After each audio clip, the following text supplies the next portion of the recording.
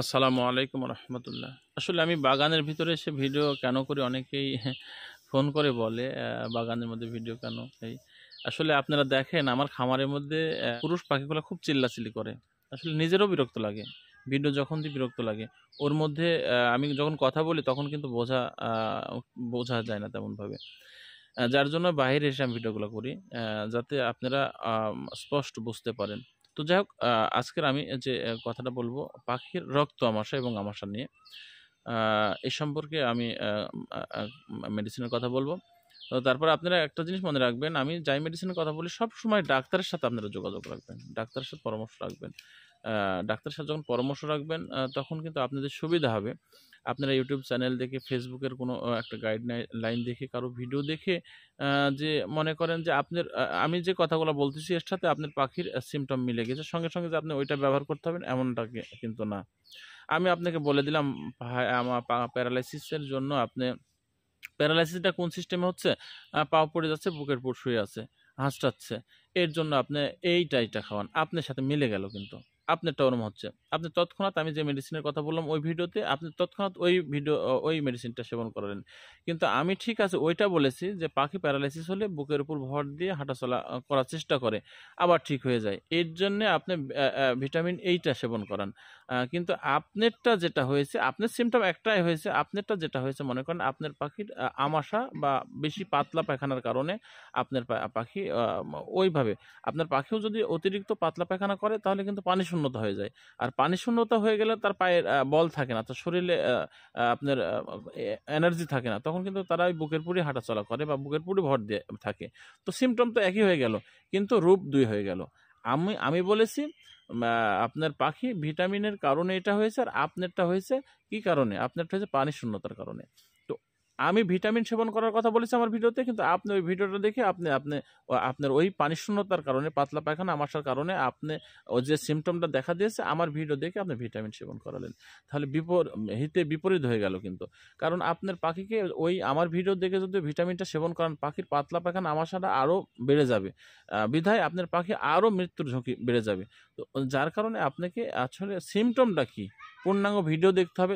কারণে আপনি যখন পূর্ণাঙ্গ ভিডিওটা দেখবেন, আর যিনি আপনাকে ভিডিওটা দিয়েছে, যিনি ভিডিওটা করেছে, উনি যদি এই ব্যাপারে পূর্ণাঙ্গ ভেঙে বলে যে আসলে পাখি প্যারালাইসিস হওয়ার লক্ষণ কয়েকটা ভিটামিনের কারণ হতে পারে, বেশি আমাশা বা পাতলা পায়খানার কারণ হতে পারে, এই ভেঙে ভেঙে যদি বলে যে আপনার পাতলা পায়খানা হলে ভিটামিনটা সেবন করা থেকে বিরত থাকবেন, এভাবে ভেঙে ভেঙে বললে ওই নতুন খামারি কিন্তু টোটাল ভিডিওটা যদি দেখবে তাহলে ওই কাজ করবে না কিন্তু। তো যার কারণে প্রত্যেকটা ভিডিও দেখেই যে আপনারা পাখিকে ট্রিটমেন্ট করতে হবে এমনটা কিন্তু না। ডাক্তারের সাথে পরামর্শ করে পাখি দেখায়, পাখির পায়খানা এগুলা সিমটম দেখায় কিন্তু আপনাদের পাখিকে রোগ শনাক্ত করতে হবে। রোগ শনাক্ত করার পরেই মেডিসিন চালাতে হবে। তবে কিন্তু আপনাদের সুফল একটা কাজ বয়ে নিয়ে আসবে। তো যাই হোক, আজকে রক্ত আমাশা এবং আমাশার ব্যাপারে একটু কথা বলবো সিম্পলিভাবে।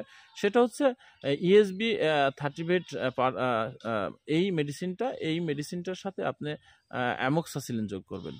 তার সাথে জিঙ্ক ব্যবহার করবেন, একবেলা আপনার স্যালাইন ব্যবহার করবেন। স্যালাইনটা দিনের বেলাতে ব্যবহার করবেন।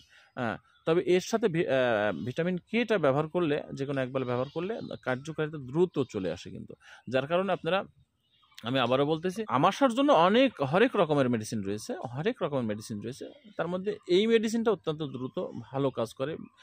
ইএসবি 30 ভেট এইটা, আর এর সঙ্গে অ্যামোক্সাসিলিন, সাথে জিঙ্ক, এবং একবেলা দিনের বেলাতে আপনি স্যালাইন ব্যবহার করবেন। দেখবেন আপনার পাখি সুস্থ সবল হয়ে যাবে। তারপরে ডাক্তারের পরামর্শ নিবেন এবং সবসময় বিশেষ করে যে আমার একটা খামারি আছে, বেশ কিছু খামারি আছে, সবসময় কিন্তু তারা পাখির উপর যত্নবান এবং খেয়াল নজর সব বিষয়ে রাখে। তো এই জন্য আমি আপনাদের বলবো যে পাখির উপর খেয়াল নজর, মুভমেন্ট বুঝে পাখির কাউকে, আপনার কাছে তো ডাক্তার সবসময় থাকবে না, যাবে না। আপনি দূর থেকে ফোন করে আমাকে বলতেছেন আসলে আমার পাখির এটা হয়েছে, আসলে সঠিকটা যদি আপনি না বলতে পারেন, তাহলে সঠিক না বলতে পারলে আপনি আইডিয়া মতো কিভাবে আমি আপনাকে বলবো?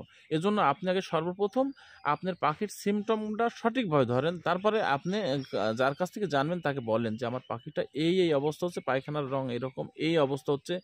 এইরকমভাবে যখন অ্যাকুরেট পাখির মুভমেন্টটা বলতে পারবেন, তখন কোনো অভিজ্ঞ খামারি অথবা ডাক্তার আপনাকে একটা সঠিক পরামর্শ দিতে পারবে, যে মেডিসিনটা দিবে ওইটাতে আপনার কাজ করবে। কিন্তু আপনি আইডিয়াত বলতেছেন আপনার পাখি এটা হয়েছে, উনি আইডিয়াতে একটা বলে দিল, এটা কোনো কাজ হবে না। তো যাই হোক, বিস্তারিত ব্যাপার নিয়ে আলোচনা করবো। তো আজকে আমি যে সাধারণভাবে একটা আমাশার বিষয় নিয়ে, রক্ত আমাশার বিষয় নিয়ে কথা বললাম, সেটা হচ্ছে ইএসবি 30 ভেট, অ্যামোক্সাসিলিন, আর সাথে আপনার জিঙ্ক এবং একবেলা স্যালাইন ব্যবহার করবেন। আর রাত্রের বেলাতে একবেলা আপনি 2 থেকে 3 দিন প্যারাসিটামল দিবেন, পাখির শরীরে জ্বর থাকতে পারে, এটা দিয়ে রাখবেন। ভিটামিন কেটা ব্যবহার করলে ভালো হয়, তবে ভিটামিন কে ব্যবহার না করলেও আপনার পাখি ইনশাল্লাহ ঠিক হয়ে যাবে। সবাই ভালো থাকবেন, সুস্থ থাকবেন। আসসালামু আলাইকুম রহমতুল্লাহ।